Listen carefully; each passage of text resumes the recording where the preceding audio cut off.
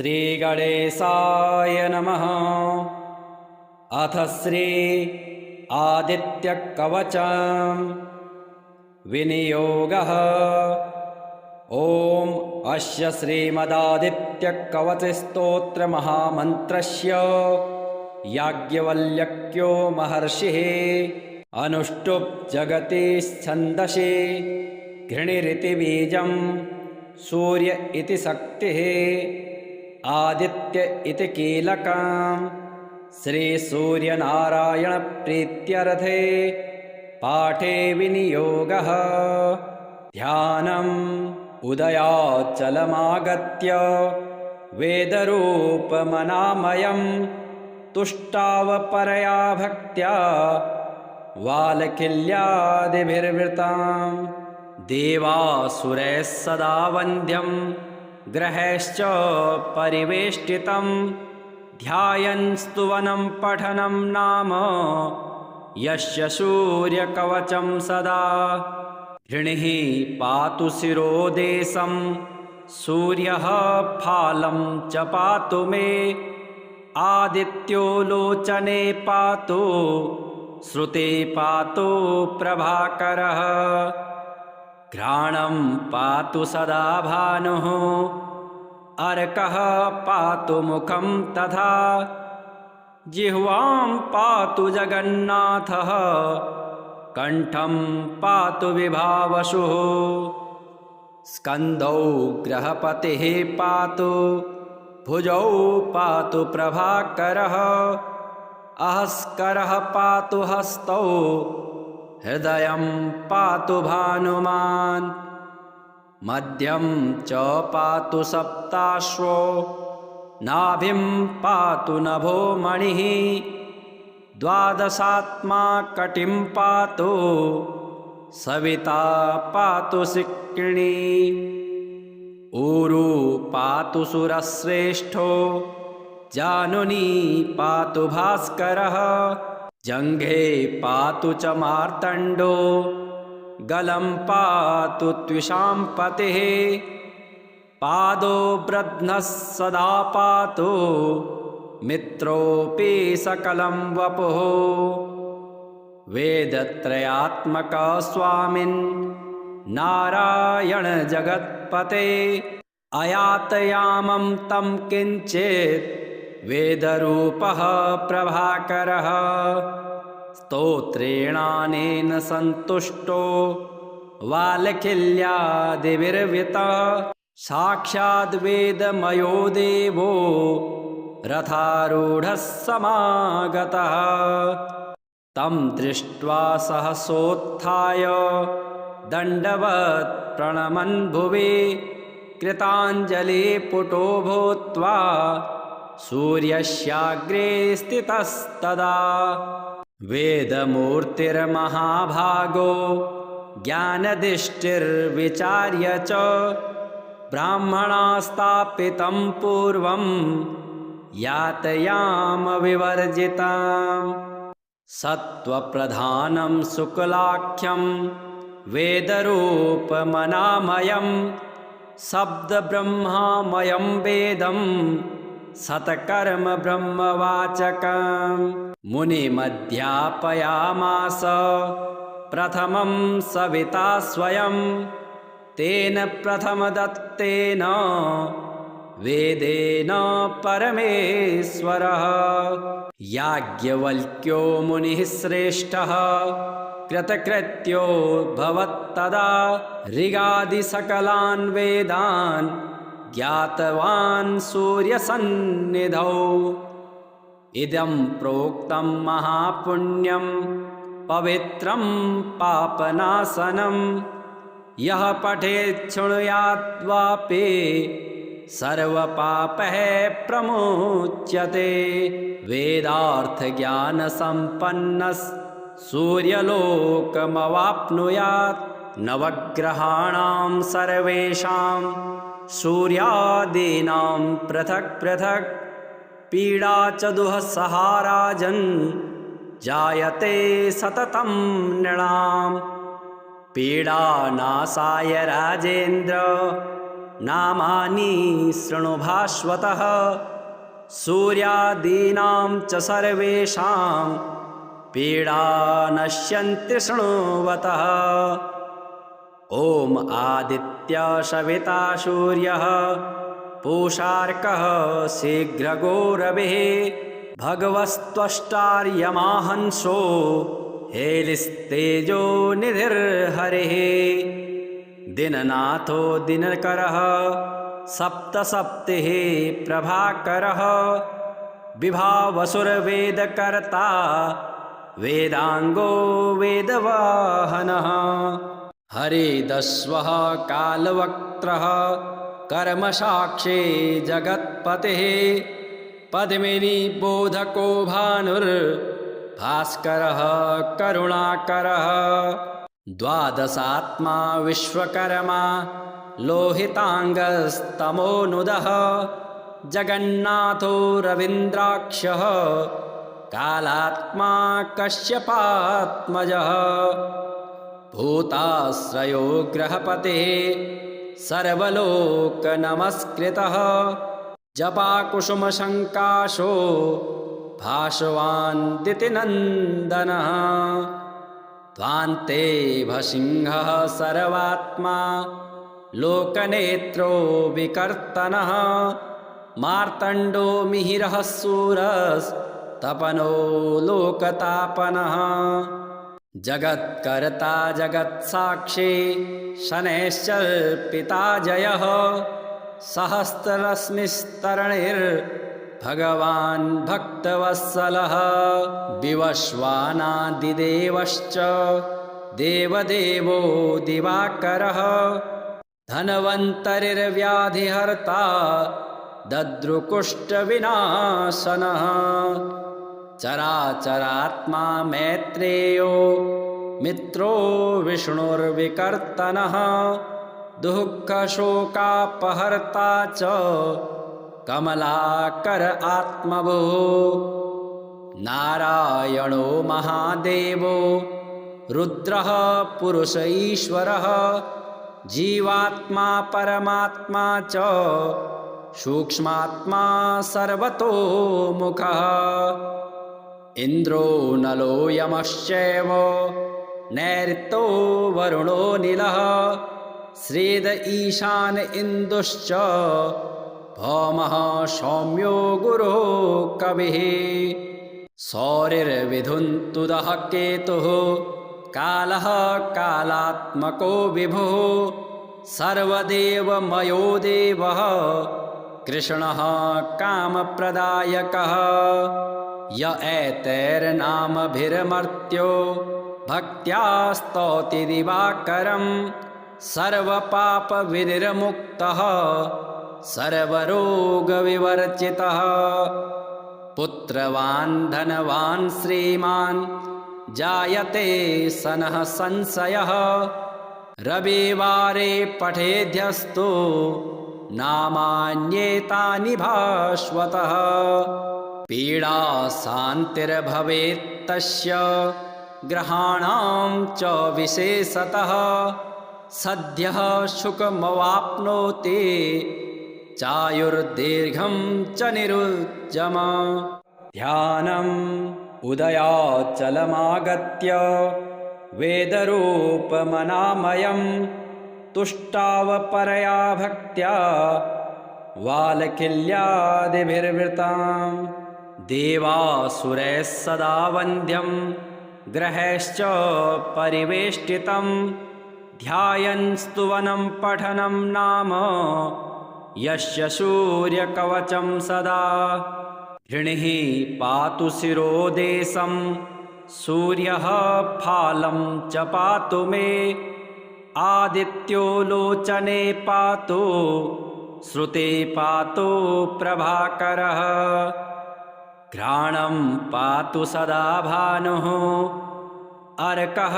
पातु मुखं तथा जिह्वां पातु जगन्नाथः कण्ठं पातु विभावसुः। स्कन्दौ ग्रहपतिः पातु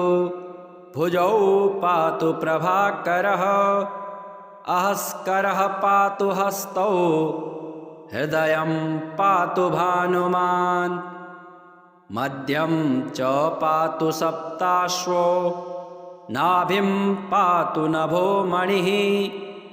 द्वादशात्मा कटिं पातु सविता पातु सिक्किणी ऊरू पातु सुरश्रेष्ठो जानुनी पातु भास्करः जङ्घे पातु च मार्तण्डो गलं पातु त्विषां पतिः पादो ब्रध्नः सदा पातु मित्रोऽपि सकलं वपुः वेदत्रयात्मक स्वामिन् नारायण जगत्पते अयातयामं तं किञ्चित् वेदरूपः प्रभाकरः स्तोत्रेणानेन सन्तुष्टो वालखिल्यादिभिर्वृतः साक्षाद्वेदमयो देवो रथारूढः समागतः तं दृष्ट्वा सहसोत्थाय दण्डवत् प्रणमन् भुवि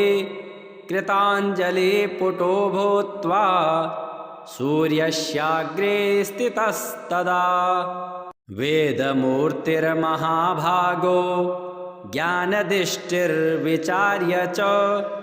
ब्राह्मणास्तापितं पूर्वं यातयामविवर्जिताम् सत्त्वप्रधानं शुक्लाख्यं वेदरूपमनामयं शब्दब्रह्मामयं वेदं सतकर्म ब्रह्मवाचकम् मुनिमध्यापयामास प्रथमं सविता स्वयं तेन प्रथमदत्तेन वेदेन परमेश्वरः याज्ञवल्क्यो मुनिः श्रेष्ठः कृतकृत्यो भवत्तदा ऋगादिसकलान् वेदान् ज्ञातवान् सूर्यसन्निधौ इदं प्रोक्तं महापुण्यं पवित्रं पापनाशनं यः पठेत् शृणुयाद्वापि सर्वपापैः प्रमुच्यते वेदार्थज्ञानसम्पन्नः सूर्यलोकमवाप्नुयात् नवग्रहाणां सर्वेषां सूर्यादीनां पृथक् पृथक् पीडा च दुःसहा राजन् जायते सततं नृणाम् पीडानाशाय राजेन्द्र नामानि शृणु भास्वतः सूर्यादीनां च सर्वेषां पीडा नश्यन्ति शृण्वतः ॐ आदित्य सविता सूर्यः पूषार्कः शीघ्रगो रविः भगवस्त्वष्टार्यमाहंसो हेलिस्तेजो निधिर्हरिः दिननाथो दिनकरः सप्तसप्तिः प्रभाकरः विभावसुरवेदकर्ता वेदांगो वेदवाहनः हरिदस्वः कालवक्त्रः कर्मसाक्षी जगत्पतिः पद्मिनी बोधको भानुर्भास्करः करुणाकरः द्वादशात्मा विश्वकर्मा लोहितांगस्तमोनुदः जगन्नाथो रवीन्द्राक्षः कालात्मा कश्यपात्मजः भूताश्रयो ग्रहपतिः सर्वलोकनमस्कृतः जपाकुसुमशङ्काशो भासवान् दितिनन्दनः ध्वान्ते भसिंहः सर्वात्मा लोकनेत्रो विकर्तनः मार्तण्डो मिहिरः शूरस्तपनो लोकतापनः जगत्कर्ता जगत्साक्षी शनैश्चर्पिता जयः सहस्ररश्मिस्तरणिर् भगवान् भक्तवत्सलः विवस्वानादिदेवश्च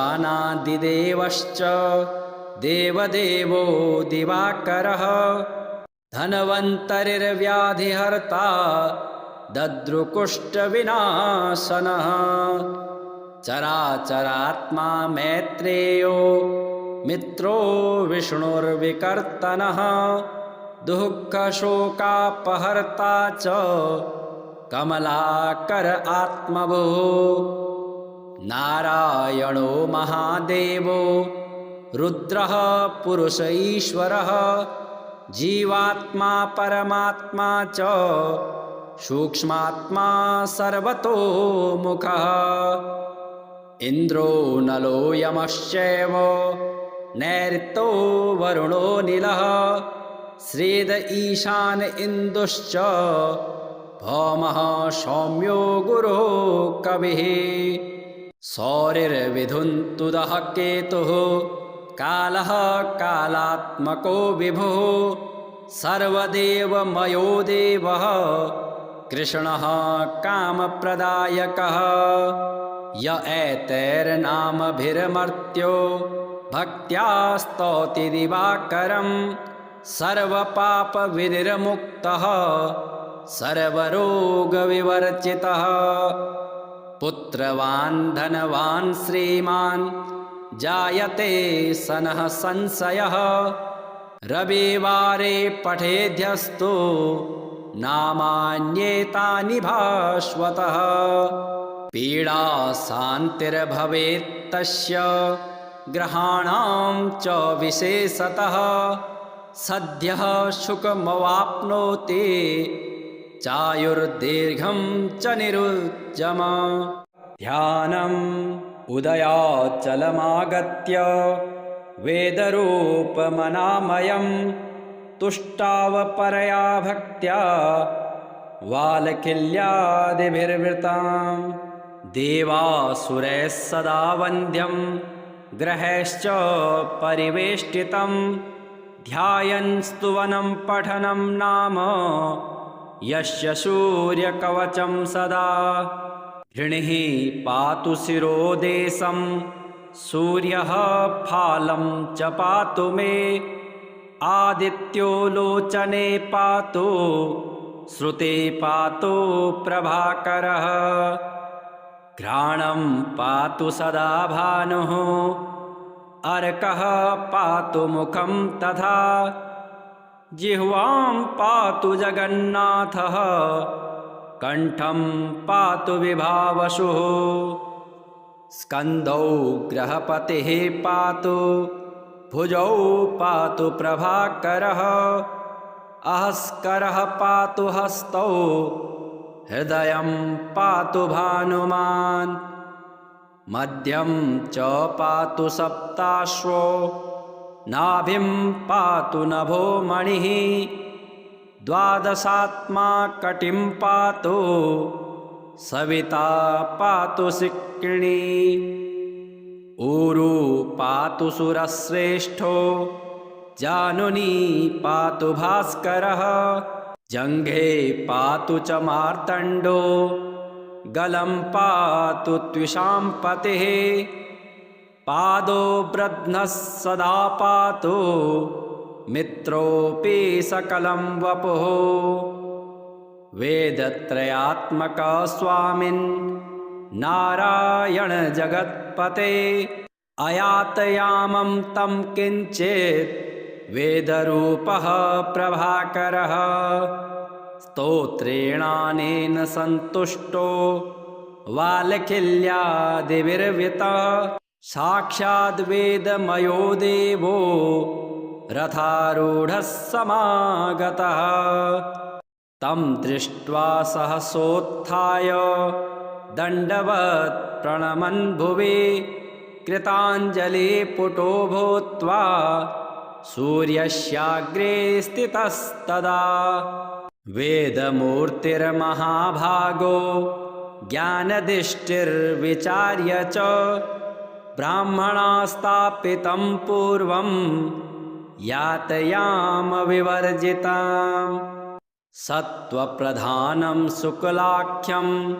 वेदरूपमनामयं शब्दब्रह्ममयं वेदं सत्कर्म ब्रह्मवाचकम् मुनिमध्यापयामास प्रथमं सविता स्वयं तेन प्रथमदत्तेन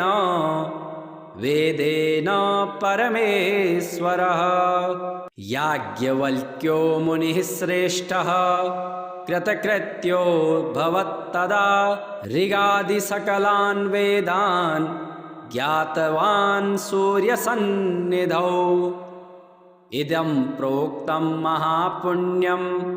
पवित्रं पापनाशनं यः पठेत् शृणुयाद्वापि सर्वपापैः प्रमुच्यते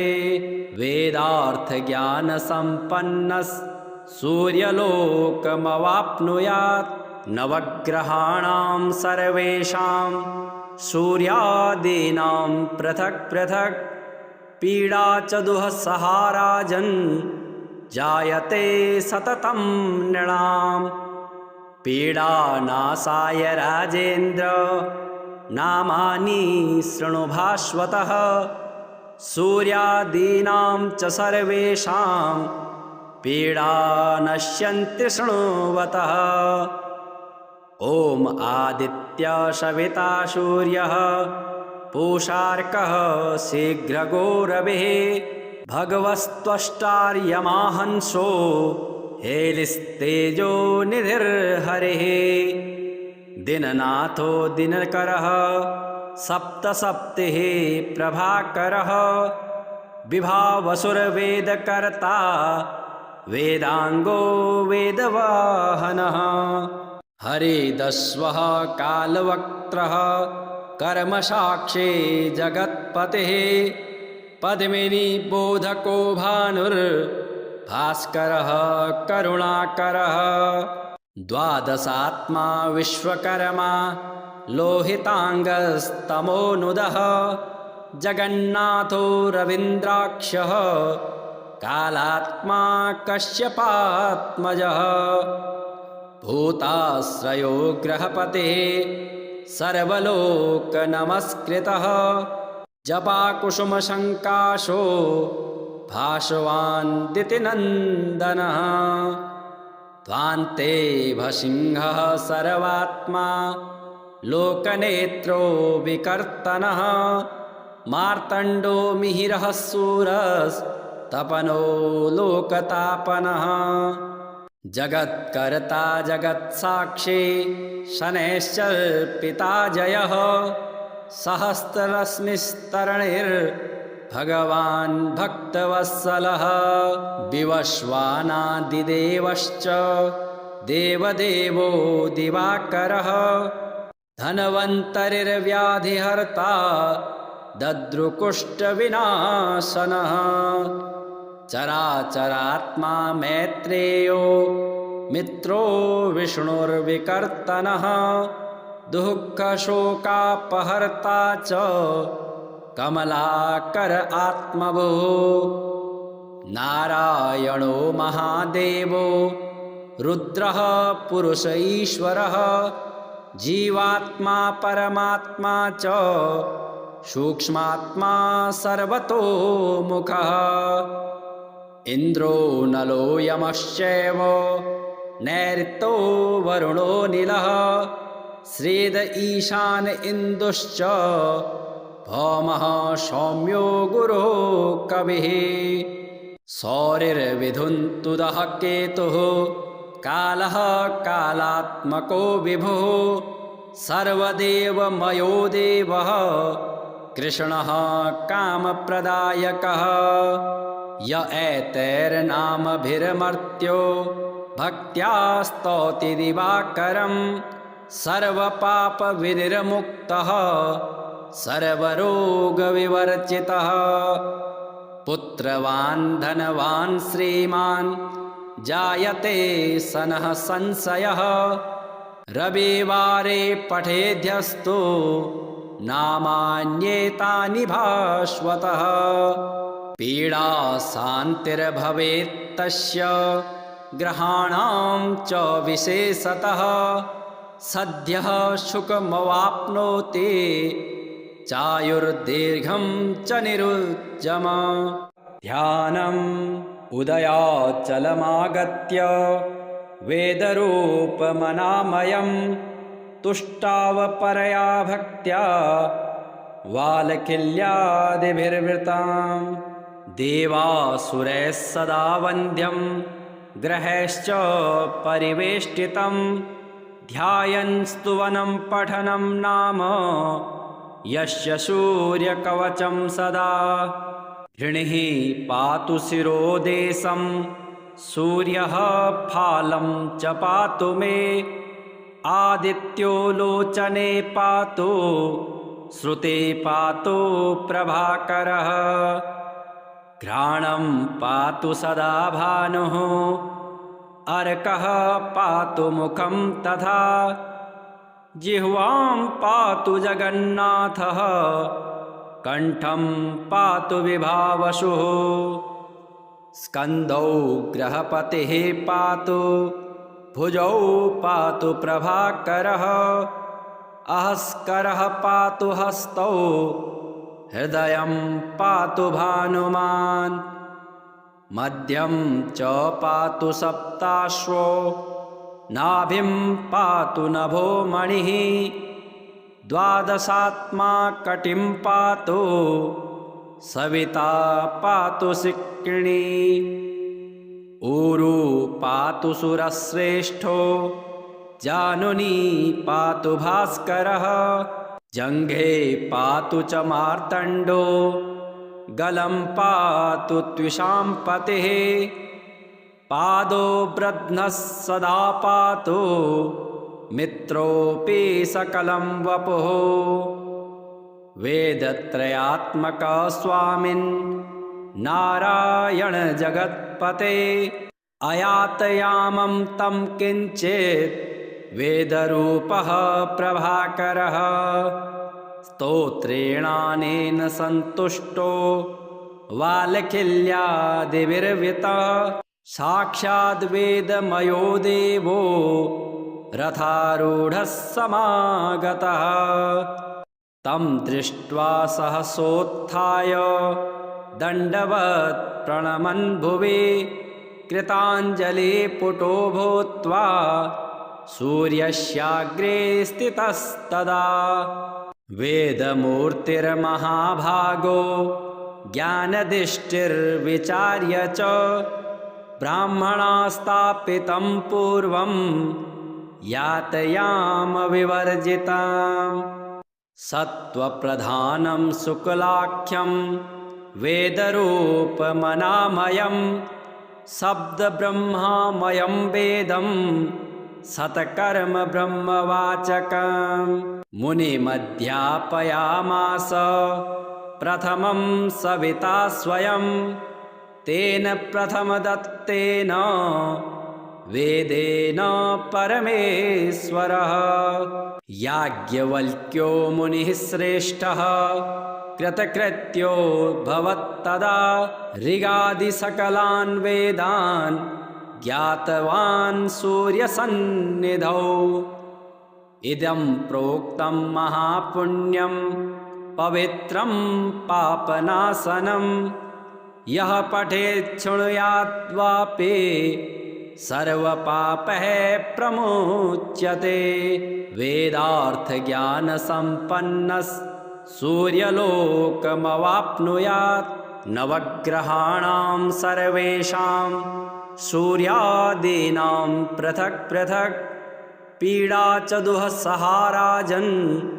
जायते सततं नृणां पीडानाशाय राजेन्द्र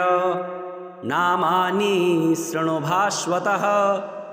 सूर्यादीनां च सर्वेषां पीडा नश्यन्ति शृण्वतः ॐ आदित्य सविता सूर्यः पूषार्कः शीघ्रगो रविः भगवस्त्वष्टार्यमाहंसो हेलिस्तेजो निधिर्हरिः दिननाथो दिनकरः सप्तसप्तिः प्रभाकरः विभावसुरवेदकर्ता वेदांगो वेदवाहनः हरिदस्वः कालवक्त्रः कर्मसाक्षी जगत्पतिः पद्मिनी बोधको भानुर्भास्करः करुणाकरः द्वादशात्मा विश्वकर्मा लोहितांगस्तमोनुदः जगन्नाथो रवीन्द्राक्षः कालात्मा कश्यपात्मजः भूताश्रयो ग्रहपतिः सर्वलोकनमस्कृतः जपाकुसुमशङ्काशो भासवान् दितिनन्दनः ध्वान्ते भसिंहः सर्वात्मा लोकनेत्रो विकर्तनः मार्तण्डो मिहिरः शूरस्तपनो लोकतापनः जगत्कर्ता जगत्साक्षी शनैश्चर्पिता जयः सहस्ररश्मिस्तरणिर्भगवान् भक्तवत्सलः विवस्वानादिदेवश्च देवदेवो दिवाकरः धन्वन्तरिर्व्याधिहर्ता दद्रुकुष्ठविनाशनः चराचरात्मा मैत्रेयो मित्रो विष्णुर्विकर्तनः दुःखशोकापहर्ता च कमलाकर आत्मभुः नारायणो महादेवो रुद्रः पुरुष ईश्वरः जीवात्मा परमात्मा च सूक्ष्मात्मा सर्वतोमुखः इन्द्रो नलो यमश्चैव नैऋतो वरुणो नीलः श्रीद ईशान इन्दुश्च भौमः सौम्यो गुरुः कविः सौरिर्विधुन्तुदः केतुः कालः कालात्मको विभुः सर्वदेवमयो देवः कृष्णः कामप्रदायकः य एतैर्नामभिर्मर्त्यो भक्त्या स्तौति दिवाकरं सर्वपापविनिर्मुक्तः सर्वरोगविवर्जितः पुत्रवान् धनवान् श्रीमान् जायते सनः संशयः रविवारे पठेद्यस्तु नामान्येतानि भास्वतः पीडा शान्तिर्भवेत् तस्य ग्रहाणां च विशेषतः सद्यः सुखमवाप्नोति चायुर्दीर्घं च निरुज्जम।